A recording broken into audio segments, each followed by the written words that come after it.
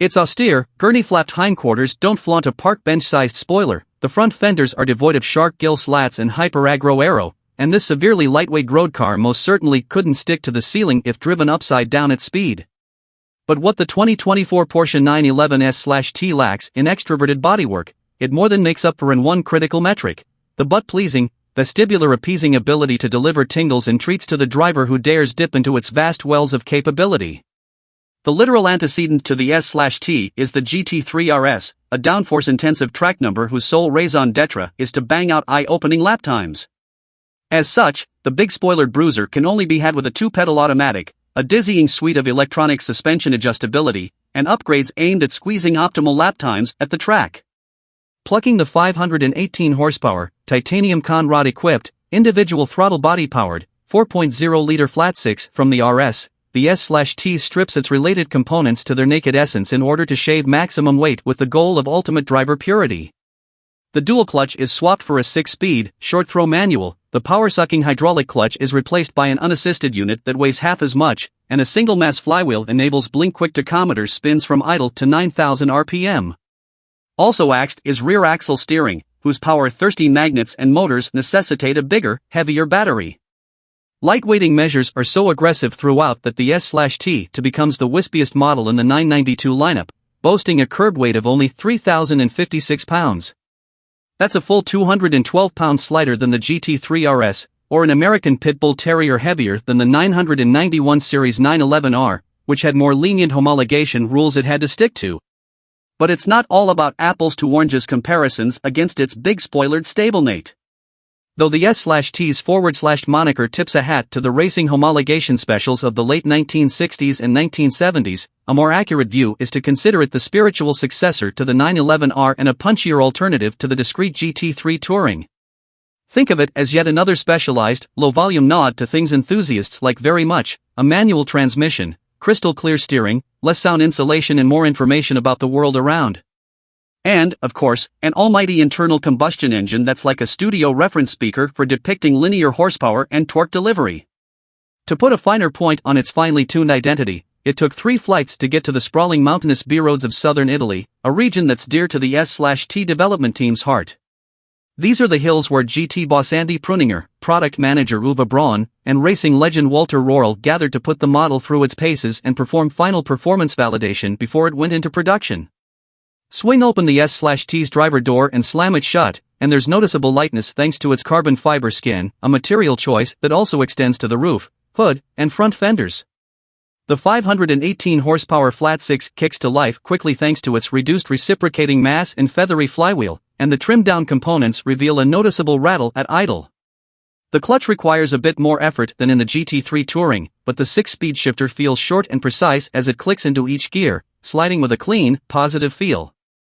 Despite the manic potential to rev to 9,000 RPM, there's an eerily natural manner to how the gear ratios, which are 8% shorter in this setup, mate with the eager engine.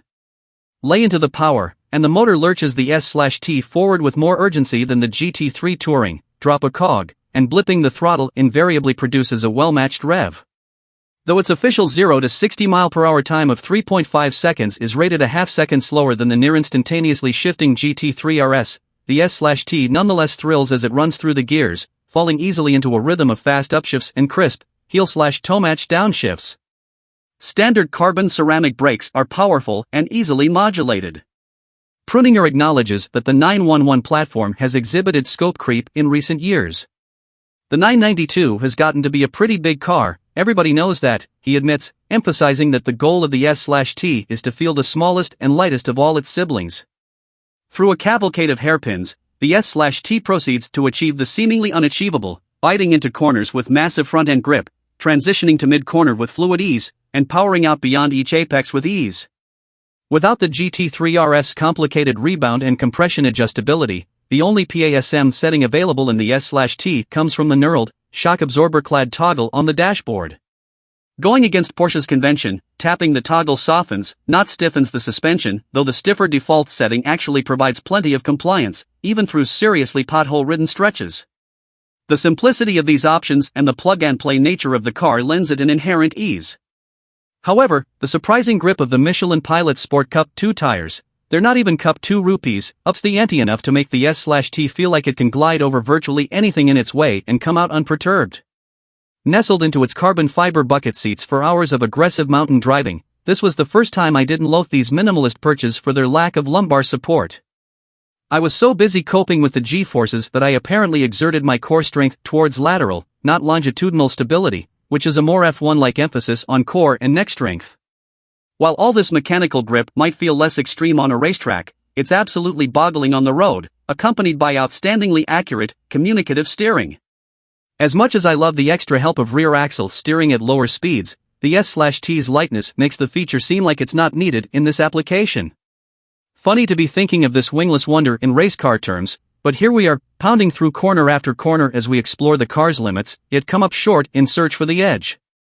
Pruninger suggests that the S/T's place in the road car/race car matrix is clear. It had to be quick, he says, but not especially on the track.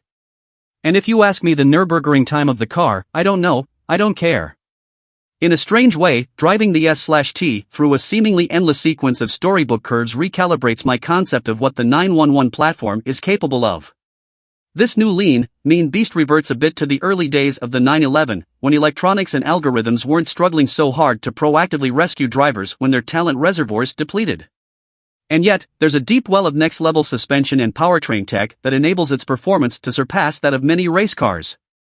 Though there's nothing quaint about a nearly $300,000 starting price, the S/T's intuitive capability and guttural soul makes it an exceptional instrument of feedback and speed, culminating in a package that's far more satisfying than the sum of its stripped-down parts.